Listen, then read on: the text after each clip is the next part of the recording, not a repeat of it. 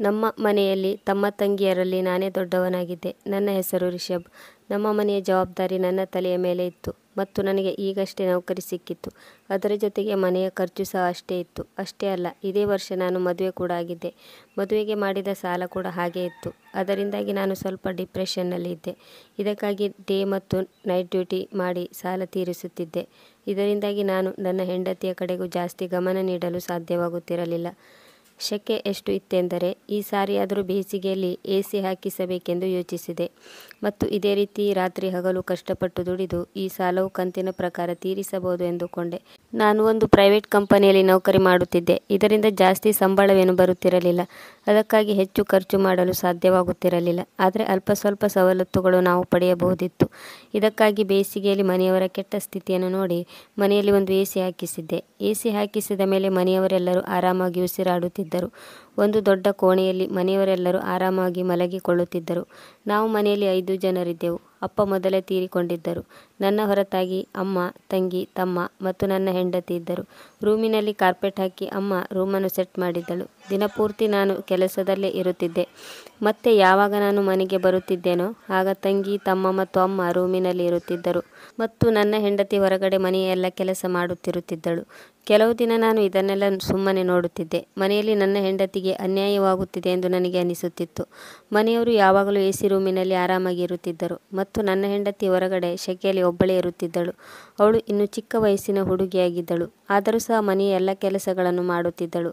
ಮನೆಯವರೆಲ್ಲರೂ ಹೀಗಿರುವುದನ್ನು ನೋಡಿ ನನಗೆ ಆಶ್ಚರ್ಯವಾಯಿತು. ನಾನು ಎಲ್ಲರನ್ನೂ ಒಂದೇ ದೃಷ್ಟಿಯಿಂದ ನೋಡುತ್ತಿದ್ದೆ.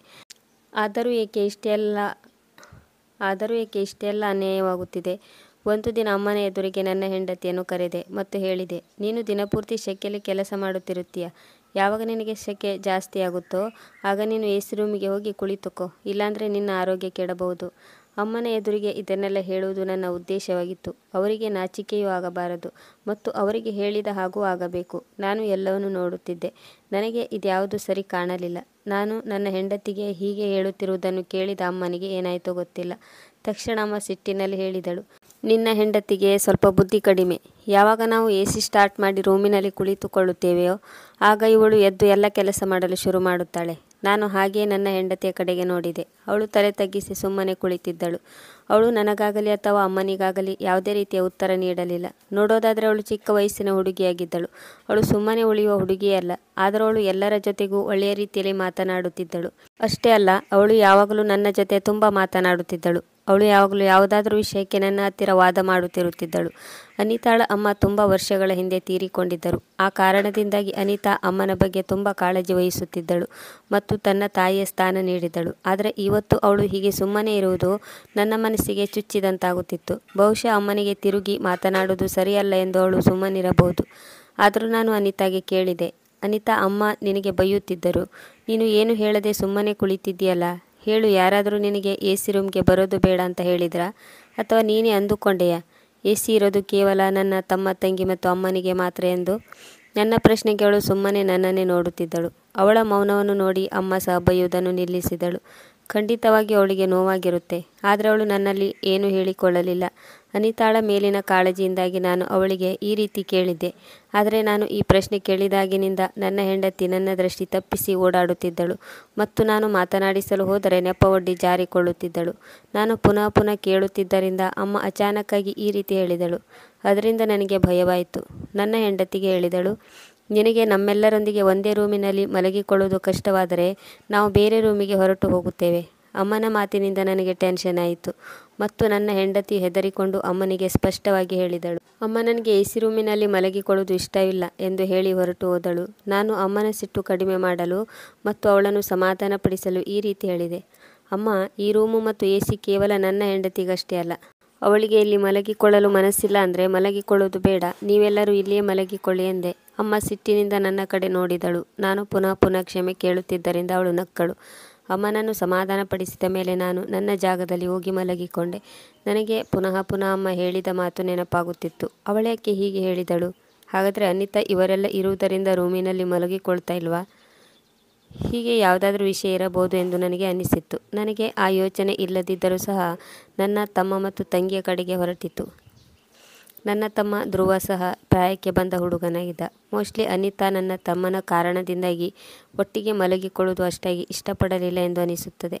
ನನಗೆ ಅನಿತಾಳ ಮೇಲೆ ತುಂಬ ಕಾಳಜಿ ಇತ್ತು. ಆದರೆ ಏನು ಮಾಡೋದು, ನಾನು ಇನ್ನೊಂದು ಎಸಿಯನ್ನು ಖರೀದಿ ಮಾಡುವ ಸ್ಥಿತಿಯಲ್ಲಿ ಇರಲಿಲ್ಲ. ಅಷ್ಟೇ ಅಲ್ಲ, ಇಷ್ಟೆಲ್ಲ ಬಿಲ್ಲನ್ನು ಸಹ ನನ್ನಿಂದ ತುಂಬಲು ಆಗುತ್ತಿರಲಿಲ್ಲ. ಅನಿತಾ ಟೆನ್ಷನ್ನಲ್ಲಿರುವುದನ್ನು ನೋಡಿದೆ ಮತ್ತು ಅವಳು ಮುನಿಸಿಕೊಂಡಿದ್ದಳು. ಇನ್ನೊಂದು ಆಶ್ಚರ್ಯದ ವಿಷಯವೇನೆಂದರೆ ಅನಿತಾ ಮತ್ತು ಧ್ರುವನ ನಡುವೆ ಫ್ರೆಂಡ್ಶಿಪ್ ಬೆಳೆಯಿತು. ಅವರಿಬ್ಬರು ಏನೇನೋ ಹೇಳಿ ತಮಾಷೆ ಮಾಡುತ್ತಿದ್ದರು. ಧ್ರುವ ಯಾವಾಗಲೂ ತಂಗಿಯ ಜೊತೆ ಜಗಳವಾಡಿ ಅನಿತಾಳ ಜೊತೆ ಮಾತನಾಡುತ್ತಾ ಇರುತ್ತಿದ್ದ. ಆದರೂ ಅನಿತಾ ಯಾಕೆ ಎಸಿ ಇರುವ ರೂಮಿನಲ್ಲಿ ಮಲಗುವುದಿಲ್ಲ ಎಂದು ನಾನು ಗೊಂದಲದಲ್ಲೇ ಇದ್ದೆ. ನಾನು ಯಾವಾಗಲೂ ಆಫೀಸ್ನಿಂದ ಫೋನ್ ಬಂದರೆ ರೂಮಿನಿಂದ ಗ್ಯಾಲರಿಗೆ ಹೋಗಿ ಮಾತನಾಡುತ್ತಿದ್ದೆ. ನಾನು ಗ್ಯಾಲರಿಗೆ ಹೊರಡುವಾಗ ಬೇರೆ ರೂಮಿನಿಂದ ವಿಚಿತ್ರವಾದ ಶಬ್ದ ಕೇಳಿ ಬರುತ್ತಿತ್ತು.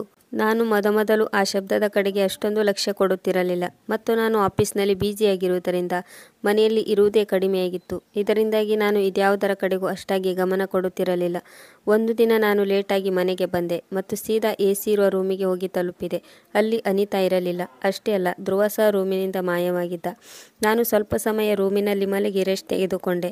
ನಂತರ ಚಹಾ ಕುಡಿಯಲು ಎದ್ದು ಕುಳಿತೆ. ಅಮ್ಮ ತುಂಬ ಆಳವಾದ ನಿದ್ದೆಯಲ್ಲಿ ಇದ್ದಳು. ಇದಕ್ಕಾಗಿ ಅವಳನ್ನು ಎಬ್ಬಿಸುವುದು ಸರಿಯಲ್ಲ ಎಂದುಕೊಂಡು ನಾನೇ ರೂಮ್ನಿಂದ ಎದ್ದು ಹೊರಟೆ. ಅನಿತಾಳನ್ನು ಹುಡುಕಾಡುತ್ತಿದ್ದೆ. ಅದೇ ಸಮಯಕ್ಕೆ ಸರಿಯಾಗಿ ಕಿಚನ್ ರೂಮಿನಲ್ಲಿ ಏನೋ ಶಬ್ದ ಕೇಳಿಸಿದ ಹಾಗೆ ಆಯಿತು. ಮೋಸ್ಟ್ಲಿ ನನ್ನ ಹೆಂಡತಿ ಈವರೆಗೂ ಸಹ ಕಿಚನ್ ರೂಮಿನಲ್ಲಿ ಏನೋ ಕೆಲಸ ಮಾಡುತ್ತಿರಬಹುದು ಎಂದುಕೊಂಡು ನಾನು ಕಿಚನ್ ರೂಮಿನ ಕಡೆಗೆ ಹೊರಟೆ. ಅಷ್ಟೇ ಅಲ್ಲ, ಅಲ್ಲಿಂದ ಮೆಲ್ಲನೆ ಮಾತನಾಡುವ ಶಬ್ದ ಕೇಳಿಸಿತು. ನಾನು ಆಶ್ಚರ್ಯದಿಂದ ಮುಂದೆ ಹೋಗಿ ಕಿಚನ್ ರೂಮಿನಲ್ಲಿ ಇಣುಕಿ ನೋಡಿದೆ. ಎದುರುಗಡೆಯ ದೃಶ್ಯ ನೋಡಿ ನನಗೆ ಶಾಕ್ ಆಯಿತು. ಎದುರುಗಡೆ ನನ್ನ ಹೆಂಡತಿ ಮತ್ತು ನನ್ನ ತಮ್ಮ ಇಬ್ಬರು ಇದ್ದರು.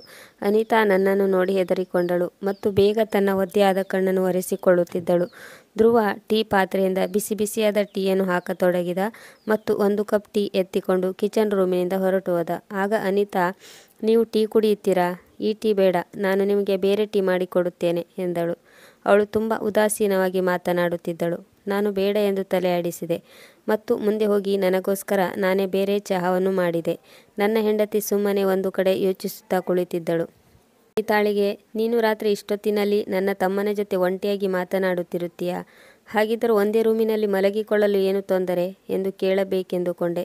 ಆದರೆ ಕೇಳಲು ಮನಸ್ಸಾಗಲಿಲ್ಲ. ಅದು ಅಲ್ಲದೆ ಅನಿತಾಳ ಮುಖ ನೋಡಿದರೆ ಅವಳ ಆರೋಗ್ಯ ಸರಿಯಿಲ್ಲವೇನೋ ಎಂದು ಅನಿಸುತ್ತಿತ್ತು. ಏಕೆಂದರೆ ಅವಳ ಮುಖ ಮತ್ತು ಕಣ್ಣುಗಳು ಕೆಂಪೊಡೆದಿದ್ದವು. ಅಕಸ್ಮಾತ್ ಅವಳು ಹುಷಾರಿಲ್ಲದಿದ್ದರೆ ಈ ಸಮಯದಲ್ಲಿ ಕಿಚನ್ ರೂಮಿನಲ್ಲಿ ನನ್ನ ತಮ್ಮನ ಜೊತೆ ಯಾಕೆ ಇದ್ದಳು? ನನಗೂ ಸಹ ಆ ಸಮಯದಲ್ಲಿ ತುಂಬ ಸುಸ್ತಾಗಿತ್ತು. ಅದಕ್ಕಾಗಿ ಯಾವುದನ್ನು ಅವಳ ಹತ್ತಿರ ಕೇಳಲಿಲ್ಲ. ಅಷ್ಟೇ ಅಲ್ಲ, ಅವಳೊಟ್ಟಿಗೆ ಮಾತು ಸಹ ಆಡಲಿಲ್ಲ ಮತ್ತು ಚಹಾ ಆಗುವವರೆಗೆ ಕನಸಿನಿಂದ ಹೊರಗಡೆ ಬಂದೆ ಮತ್ತು ಬೆಚ್ಚಿ ಬಿದ್ದೆ. ಯಾಕೆಂದರೆ ಅನಿತಾ ಅಲ್ಲಿಂದ ಹೊರಟು ಹೋಗಿದ್ದಳು. ಈ ಘಟನೆ ನಡೆದು ದಿನಗಳೇ ಕಳೆದು ಹೋದವು. ಆದರೆ ನನ್ನ ತಲೆಯಿಂದ ಮಾತ್ರ ಈ ವಿಷಯ ಹೊರ ಹೋಗುತ್ತಿರಲಿಲ್ಲ. ನಾನು ಗೊಂದಲದಲ್ಲೇ ಇದ್ದೆ. ಅನಿತಾಗೆ, ನೀನು ಎಲ್ಲರೂ ಮಲಗುವ ಕೋಣೆಯಲ್ಲಿ ಯಾಕೆ ಮಲಗುತ್ತಿಲ್ಲ ಎಂದು ಕೇಳಬೇಕೆಂದುಕೊಂಡೆ. ಆದರೆ ನಾನು ಯಾವಾಗಲೂ ಕೆಲಸದಲ್ಲಿ ಬ್ಯುಸಿ ಇರುವುದರಿಂದ ಕೇಳಲು ಸಾಧ್ಯವಾಗುತ್ತಿರಲಿಲ್ಲ. ಮತ್ತು ಹೀಗೆ ಒಂದು ದಿನ ನಾನು ಮನೆಯಲ್ಲಿ ರೆಸ್ಟ್ ತೆಗೆದುಕೊಳ್ಳುತ್ತಿದ್ದೆ. ಅಕಸ್ಮಾತಾಗಿ ಕರೆಂಟ್ ಹೊರಟು ಹೋಯಿತು. ಆ ದಿನ ವಾತಾವರಣ ಬಹಳ ಒಳ್ಳೆಯದಿತ್ತು. ಹೊರಗಡೆ ತುಂತುರು ಮಳೆ ಹನಿ ಸುರಿಯುತ್ತಿತ್ತು. ಇದರಿಂದಾಗಿ ಮನೆಯವರ ನಿದ್ದೆಯ ಮೇಲೆ ಯಾವುದೇ ವ್ಯತ್ಯಾಸವಾಗುತ್ತಿರಲಿಲ್ಲ. ಆಗ ನಾನು ಎಸಿ ರೂಮಿನಿಂದ ಹೊರಗಡೆ ಬಂದೆ. ಎದುರುಗಡೆ ನಮ್ಮ ರೂಮಿನ ಬಾಗಿಲು ಮುಚ್ಚಿತ್ತು. ನನಗೆ ನನ್ನ ಹೆಂಡತಿಯ ಮೂರ್ಖತನಕ್ಕೆ ಸಿಟ್ಟು ಬಂತು. ಹೊರಗಡೆ ಎಷ್ಟು ಒಳ್ಳೆಯ ವಾತಾವರಣವಿದೆ, ಆದರೆ ಅವಳು ರೂಮಿನ ಬಾಗಿಲನ್ನು ಹಾಕಿಕೊಂಡು ಮಲಗಿದ್ದಾಳೆ. ಆಗ ನನಗೆ ಅಮ್ಮನ ಮಾತು ನೆನಪಾಯಿತು. ನಿನ್ನ ಹೆಂಡತಿಯನ್ನು ನೋಡಿದರೆ ಆಶ್ಚರ್ಯವಾಗುತ್ತೆ. ಅವಳಿಗೆ ಯಾಕೆ ಶೆಕೆ ಆಗುವುದಿಲ್ಲ? ಎಲ್ಲ ಟೈಮಲ್ಲೂ ಅವಳು ರೂಮಿನ ಬಾಗಿಲನ್ನು ಮುಚ್ಚಿಕೊಂಡಿರುತ್ತಾಳೆ. ನಾನು ಹೆಜ್ಜೆಯನ್ನು ಮುಂದಿಡುತ್ತಾ ನಮ್ಮ ರೂಮಿನ ಕಡೆಗೆ ಹೊರಟೆ ಮತ್ತು ಬಾಗಿಲನ್ನು ಒಂದೇ ಹೊಡೆತಕ್ಕೆ ಓಪನ್ ಮಾಡಿದೆ.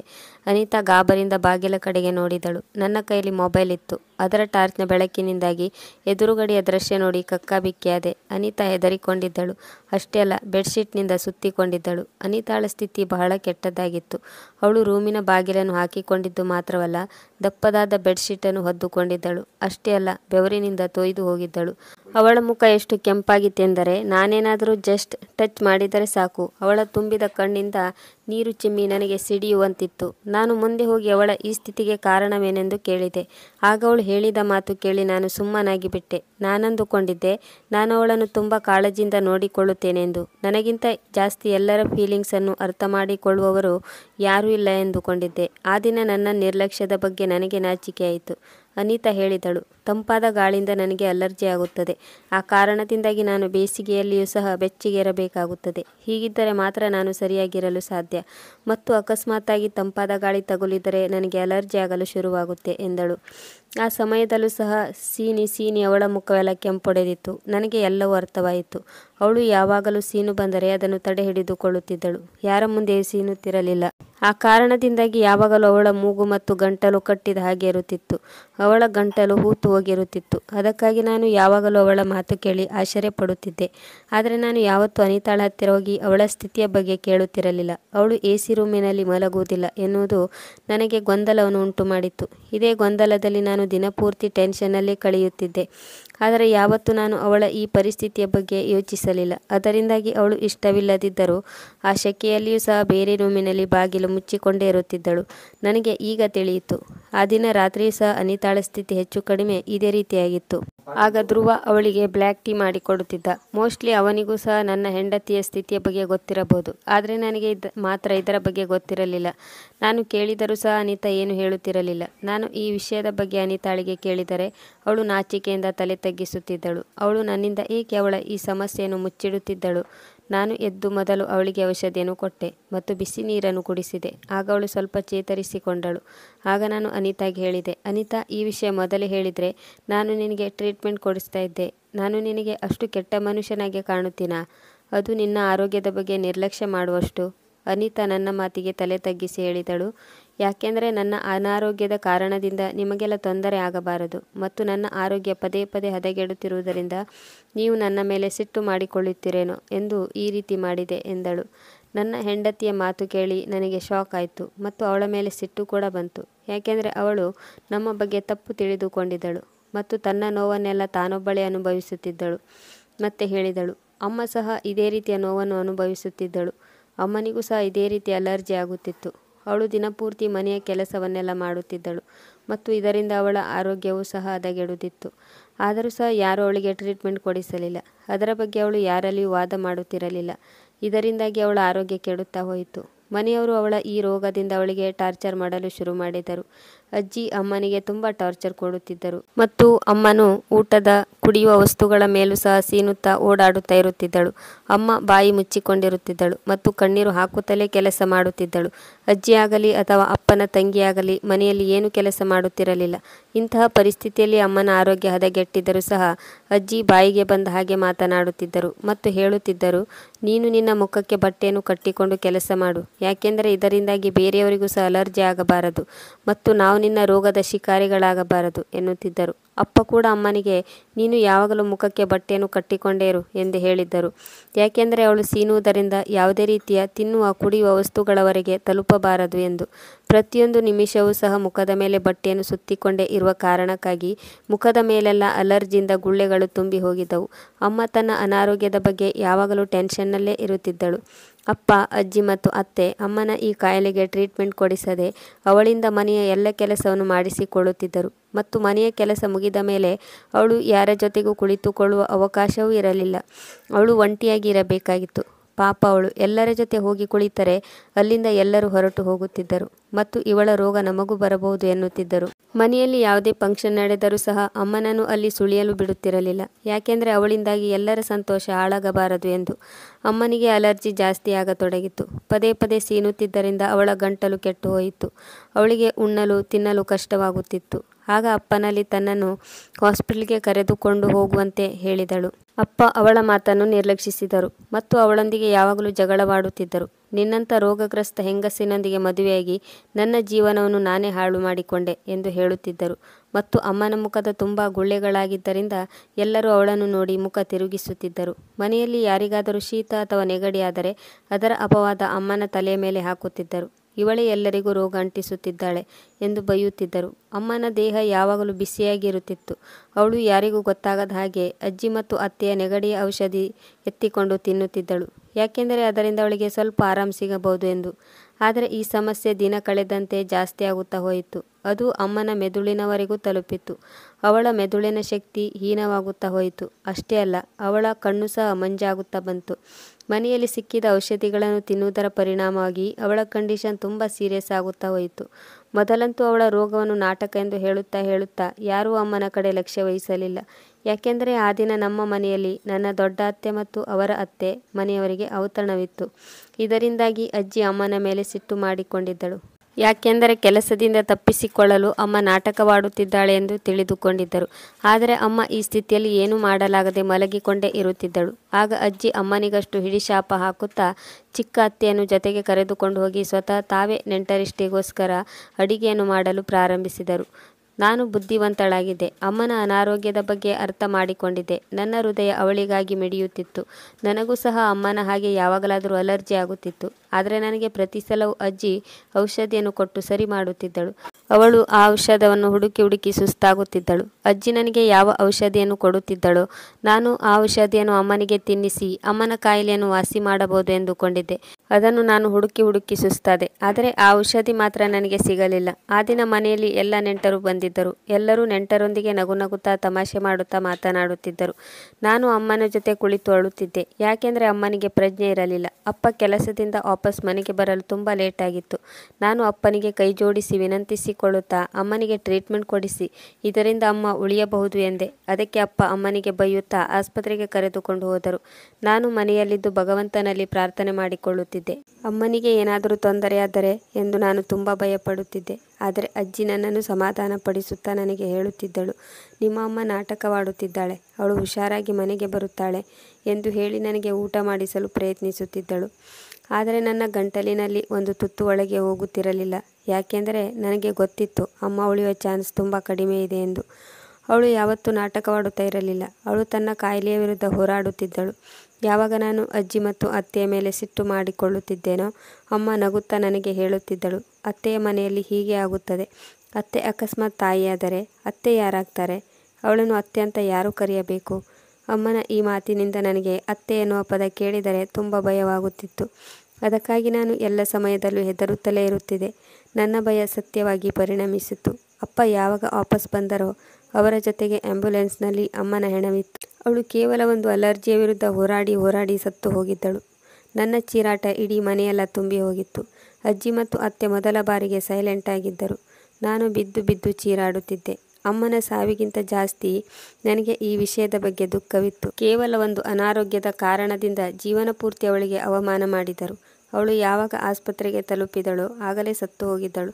ಯಾವಾಗ ಅಪ್ಪ ನನ್ನ ಎದುರಿಗೆ ಬಂದರೋ ಆಗ ನಾನು ಅವರ ಕಾಲರ್ ಹಿಡಿದುಕೊಂಡು ಕೂಗುತ್ತಾ ಹೇಳಿದೆ, ಅವಳು ಜೀವನ ಪೂರ್ತಿ ಹಿಂಸೆಯನ್ನು ಅನುಭವಿಸುತ್ತಾ ಇರುವುದನ್ನು ನೋಡುತ್ತಾ ಇದ್ರಿ ಮತ್ತು ಅವಳ ಅನಾರೋಗ್ಯವನ್ನು ನಾಟಕ ಎಂದು ಹೇಳುತ್ತಾ ಇದ್ರಿ. ಆದರೆ ಯಾವತ್ತೂ ಅಮ್ಮನಿಗೆ ಟ್ರೀಟ್ಮೆಂಟ್ ಕೊಡಲು ಪ್ರಯತ್ನ ಕೂಡ ಮಾಡಿಲ್ಲ. ನಾನು ಅವರಿಗೆ ಪ್ರಶ್ನೆಯ ಮೇಲೆ ಪ್ರಶ್ನೆ ಕೇಳುತ್ತಲೇ ಇದ್ದೆ. ನಿಮ್ಮ ಬಗ್ಗೆ ಅಮ್ಮ ಎಷ್ಟೊಂದು ಕಾಳಜಿ ಮಾಡುತ್ತಿದ್ದಳು. ಆದರೆ ನೀವೇಕೆ ಹೆಂಡತಿಯ ಬಗ್ಗೆ ಇಷ್ಟೊಂದು ಕಠೋರವಾಗಿದ್ರಿ? ಹಾಗಾದರೆ ಅವಳು ಹೆಂಡತಿ ಅಲ್ವಾ? ನಿಮ್ಮ ಮನೆಯ ಕೆಲಸದವಳ? ಅವಳೇನು ಜೀವವಿಲ್ಲದ ಗೊಂಬೆಯೇ? ಅವಳು ಇಷ್ಟು ಕೆಟ್ಟ ಪರಿಸ್ಥಿತಿಯಲ್ಲಿ ಇದ್ದರೂ ಸಹ ನೀವು ಕೇವಲ ಅವಳಿಂದ ಕೆಲಸವನ್ನು ಮಾತ್ರ ಅಪೇಕ್ಷಿಸುತ್ತಿದ್ರಿ. ನಾನು ಮನೆಗೆ ಬಂದ ನೆಂಟರ ಬಗ್ಗೆಯೂ ಸಹ ಗಮನ ಕೊಡಲಿಲ್ಲ. ಅಮ್ಮನ ಈ ರೀತಿಯ ಸಾವು ನನ್ನ ಧ್ವನಿಯನ್ನು ಕಿತ್ತುಕೊಂಡಿತ್ತು. ನನ್ನ ಪ್ರಶ್ನೆಗೆ ಮನೆಗೆ ಬಂದಂಥ ನೆಂಟರು ಸಹ ಗಮನ ಹರಿಸಲು ಪ್ರಾರಂಭಿಸಿದರು. ಆಗ ಅಜ್ಜಿ ಮತ್ತು ಅತ್ತೆ ನನ್ನನ್ನು ಎಳೆದುಕೊಂಡು ಒಂದು ರೂಮಿಗೆ ಕರೆದುಕೊಂಡು ಹೋದರು ಮತ್ತು ತಾಯಿಯ ಸಾವು ಇವಳನ್ನು ಹುಚ್ಚಳನ್ನಾಗಿ ಮಾಡಿದೆ ಎಂದು ಮನೆಗೆ ಬಂದವರ ಮುಂದೆ ಹೇಳುತ್ತಿದ್ದರು. ಇದು ಸತ್ಯವಾಗಿತ್ತು. ನಾನು ಹುಚ್ಚಿಯಾಗಿದ್ದೆ. ಅಮ್ಮನ ಸಾವಿನ 13ನೇ ದಿನದ ನಂತರ ಕಾರ್ಯದಲ್ಲಿಯೂ ಸಹ ನಾನು ಇದೇ ರೀತಿಯ ಮಾತನಾಡುತ್ತಿದ್ದೆ ಮತ್ತು ಚೀರಾಡುತ್ತಾ ಕೂಗಾಡುತ್ತಾ ಇರುತ್ತಿದ್ದೆ. ನಿಧಾನವಾಗಿ ನಾನು ನನ್ನ ದುಃಖದಿಂದ ಹೊರಬಂದೆ. ಯಾವಾಗಲೂ ನಾನು ಒಂದು ರೂಮಿನಲ್ಲಿ ಸುಮ್ಮನೆ ಕುಳಿತಿರುತ್ತಿದ್ದೆ. ನನಗೂ ಸಹ ಅಲರ್ಜಿ ಜಾಸ್ತಿ ಆಗುತ್ತಾ ಹೋಯಿತು. ಅಪ್ಪ ನನಗೆ ಟ್ರೀಟ್ಮೆಂಟ್ ಕೊಡಲು ಪ್ರಯತ್ನಿಸುತ್ತಿದ್ದರು.